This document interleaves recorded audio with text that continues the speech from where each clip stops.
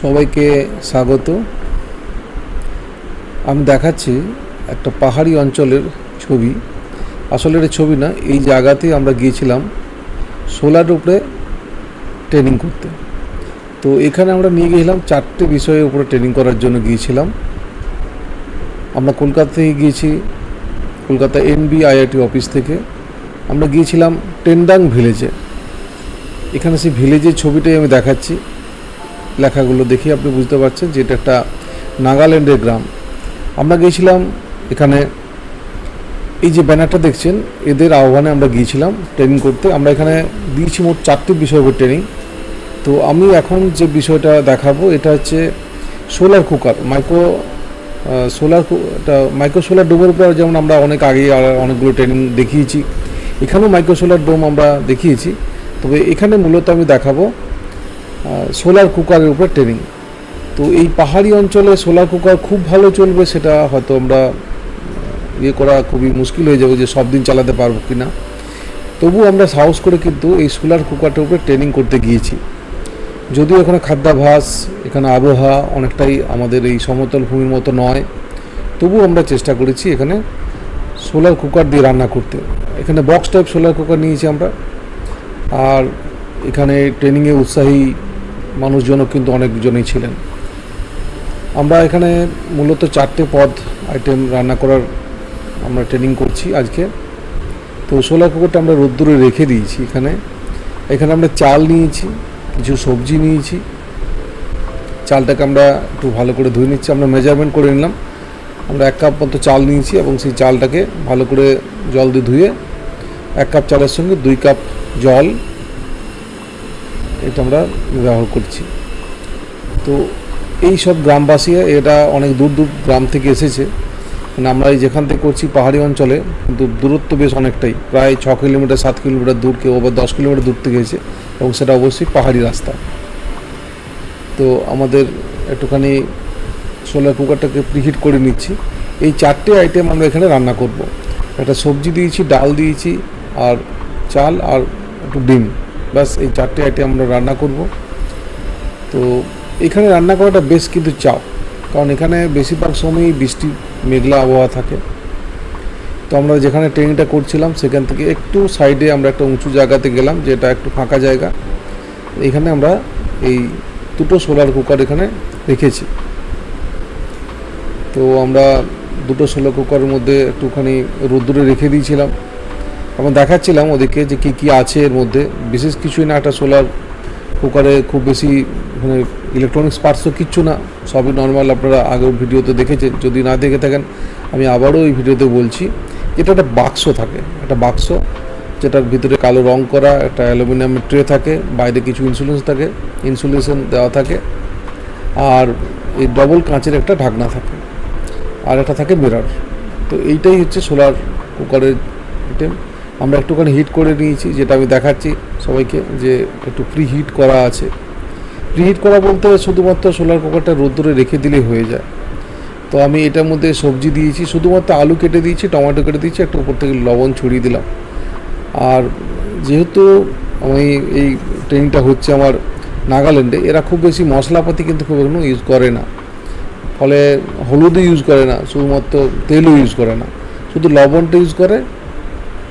আর বিশেষ কিছু ওখানে আমি মশলা তো দেখলাম না। তো জাস্ট লবণ দিয়েই বসিয়ে দিলাম সবজিটা। আর ডাল বসিয়েছি, ডালের মধ্যে একটুখানি কাঁচা লঙ্কা দিলাম, একটু লবণ দিয়েছি, আর জলটা দিয়েছি। আর এখানে দিলাম আমি কিন্তু একটা বাটিতে আমি এখানে ডিম দিয়েছি, বাটির ভিতরে 5টা ডিম আমি ওখানে রেখে দিয়েছি, আর বাইরেও আমি একটা ডিম কিন্তু এর মধ্যে রেখে দিচ্ছি। তো এই হচ্ছে সোলার কুকারে বসিয়ে দিচ্ছি আমি।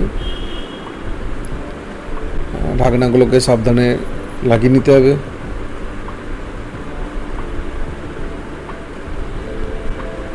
আর রোদ্দুরে কিন্তু রাখতে হবে।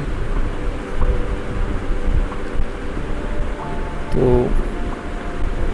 রোদ্দুর আমার মনে হয় পাহাড়ি অঞ্চলে রোদ্দুরটা একটু বেশিই দিতে হবে।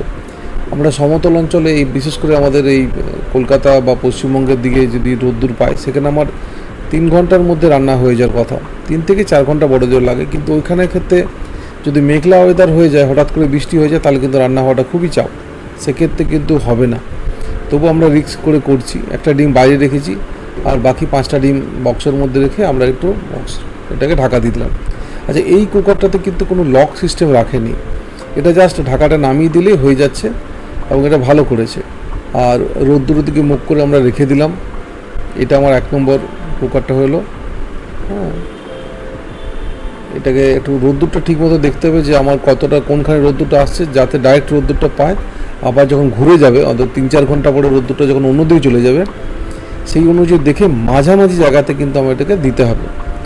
আর আয়নার যে রিফ্লেক্টরটা, এটাও কিন্তু ঠিকঠাক করে দেখে নিতে হবে, যাতে আলোটা এবং তাপটা রিফ্লেক্ট হয়ে আবার যেন আমার বক্সের ভিতরে ঢুকে যায়, সেই জায়গাটা রাখতে হবে।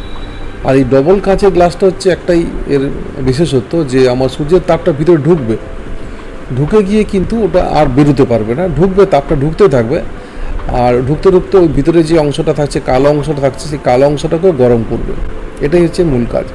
তো আমি দুটো কুকারে বসিয়ে দিয়েছি। আজকে আবহাওয়াটা অনেকটা ভালো।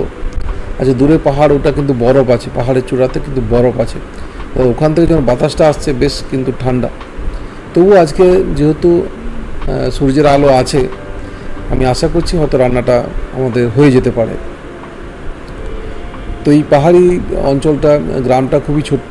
আমি একটু হেঁটে হেঁটে একটু ঘোরার চেষ্টা করছি, চারদিকে দেখছি। এই একটা বাড়ির পাশ দিয়ে যখন আমি যাচ্ছিলাম, তখন এখানের বাড়ির ভদ্রমহিলা আমাকে ডাক দিলেন ভিতরে আসার জন্য। এটা তাদের সামনে অংশ, আমি ভিতরে গেলাম।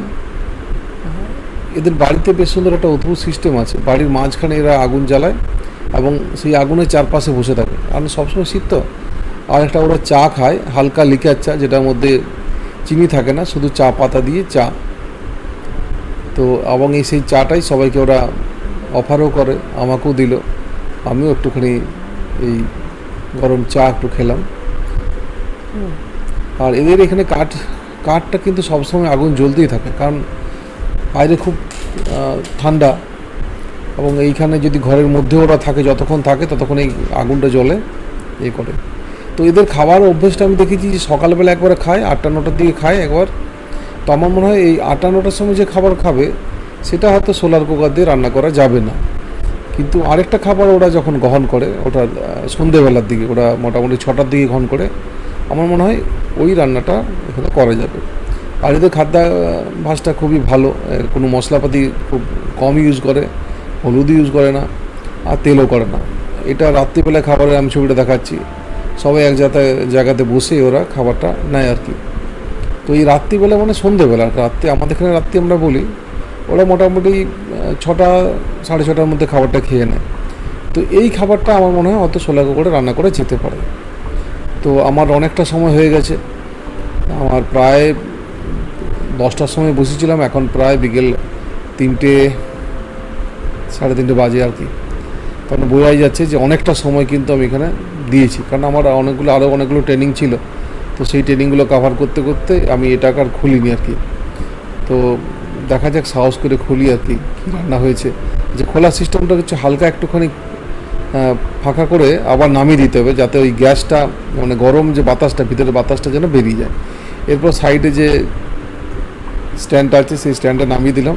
আর এটা কিন্তু গরম হবে, তো সেভাবে কিন্তু প্রস্তুতি নিয়ে কিন্তু আমাদেরকে খুলতে হবে ঢাকাটা। আমি খুললাম, ভাতটা কিন্তু হয়ে গেছে, যদিও সময়টা আমি অনেকটা দিয়েছি। চালটা বসিয়েছিলাম, চালের ডবল জল দিয়েছিলাম, ভাতটা কিন্তু খুব ভালো হয়েছে, একদম সিদ্ধ ভাত হয়ে গেছে। তখন ভাতটা করা যেতেই পারে, আমি যা বুঝছি এখানে যা রোদ্দুর আর কি। কিন্তু রোদ্দুরটা আমাদেরকে দেখতে হবে যে সবসময় যেন খুব ভালো রোদ্দুর থাকে, ভালো রোদ্দুর থাকলে খুবই ভালোভাবে রান্না করা যায় কিন্তু। আর এটার মধ্যে দিয়েছিলাম আমি সবজি বলতে আলু কেটে দিয়েছিলাম আর টমেটো কেটে দিয়েছিলাম। তো আলুটাও বেশ ভালো সিদ্ধ হয়েছে। আলুর উপর থেকে শুধু লবণ ছড়িয়েছিলাম, আপনারা দেখেইছিলেন। এর মধ্যে কোনো তেল দেওয়া ছিল না, মশলা দেওয়া ছিল না, তাই দেখতে একটু এরকম লাগছে। তবে কিন্তু সেদ্ধটা ভালো হয়েছে, দেখে বোঝাই যাচ্ছে।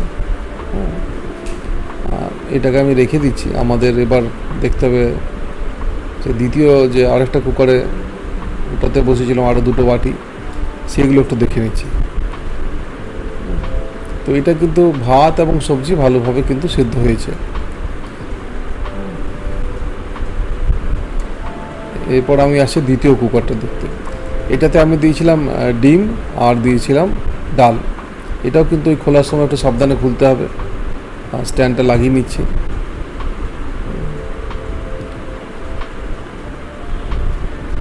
ডালটা আমার সিদ্ধটা পুরোপুরি সেদ্ধ হয়েছে বলা যাবে না, কারণ ডালটা সিদ্ধ হতে একটু সময় লাগতো, আর একটু হিট লাগতো আর কি। যেহেতু আজকে ওই পাহাড়ি অঞ্চল তো মাঝে মাঝেই কিন্তু মেঘলা আবহাওয়া দেখা দিচ্ছিলো, সেই জন্য খুব ভালো ডালটা সেদ্ধ হয়নি। 80% হয়েছে বলা যেতে পারে, কিন্তু 100% ডালটা সেদ্ধ হয়নি। এবার দেখি ডিম সিদ্ধটার ব্যাপারটা। ডিম আমি দুরকম দিয়েছিলাম, একটা বাটির মধ্যে দিয়েছিলাম, আবার বাইরেও একটা ডিম দিয়েছিলাম। তো বাইরে আমরা 5টা ডিম দিয়েছিলাম। তো এই ডিমটাকে আমি এটাকে দেখা যেতে পারে, আমি বাইরের ডিমটাকেও দেখছি।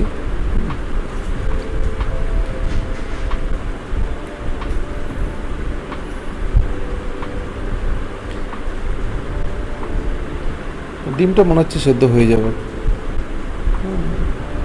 হ্যাঁ, ডিম সিদ্ধটা হয়েছে। এবং এই আপং এর আহ্বানে আমরা গিয়েছিলাম, বাকি সব স্টুডেন্টরা এরাও কিন্তু এখানের এই সোলার কুকারের ডিম সিদ্ধ, এই আগুন ছাড়া ডিম সিদ্ধ যে করা যায় সেটা দেখে ওরা বেশ উৎসাহ বোধ করলো। এবং এখানে প্রায় 10-12খানা সোলার কুকার ওরা নিয়ে গেছে। ওরা বিভিন্ন গ্রামে তো 6খানা গ্রামে, প্রত্যেকটা গ্রামে 2টো করে ওরা কমিউনিটিভাবে দেবে, এবং একটা উৎসাহ দেওয়া আর কি, যে solar cooker, solar water heating system, solar street light এবং মাইক্রো সোলার ডোম, এই 4টে বিষয়ের উপরে আমরা ট্রেনিংগুলো করছি, এবং এইগুলোই ওরা গ্রামে দেবে আর কি। তো এরা কিন্তু বেশ উৎসাহ সহকারে কিন্তু এটা ওরা গ্রহণ করছে, এবং ওদের হাসি মুখ দেখে আপনারা বুঝতেই পাচ্ছেন যে ওদের একটা পছন্দের মধ্যে, তালিকার মধ্যে গিয়েছে। তো আমার মনে হয় এই পাহাড়ি গ্রামটাতে আমরা এই সোলার কুকার দিয়ে রান্না, এই এত উঁচুতে, এই হালকা ঠান্ডা মধ্যে প্রায় 6-7 ডিগ্রি তাপমাত্রা চলছে বাইরে। সেই তাপমাত্রার মধ্যে আজকের দিনটা বেশ কিছুটা রোদ্দুর ছিল, মাঝে মাঝে মেঘলা হলো, তার মধ্যেও কিন্তু সময়টা বেশি পাওয়ার জন্য আমাদের রান্নাটা কিন্তু হয়ে গেছে। তো জাস্ট একটুখানি রান্না আমরা করতে পেরেছি। তবে বক্স টাইপ সোলার কুকার দিয়ে যে রান্না করা যায়, এবং এই পাহাড়ি অঞ্চলেও যে হয়তো বছরে সব কটা দিন হবে না, হয়তো বড় জোর হয়তো 2 মাস কি 3 মাস হয়তো রান্না করা যেতে পারে, তাও কিন্তু করা যাবে, সেটাই ভালো।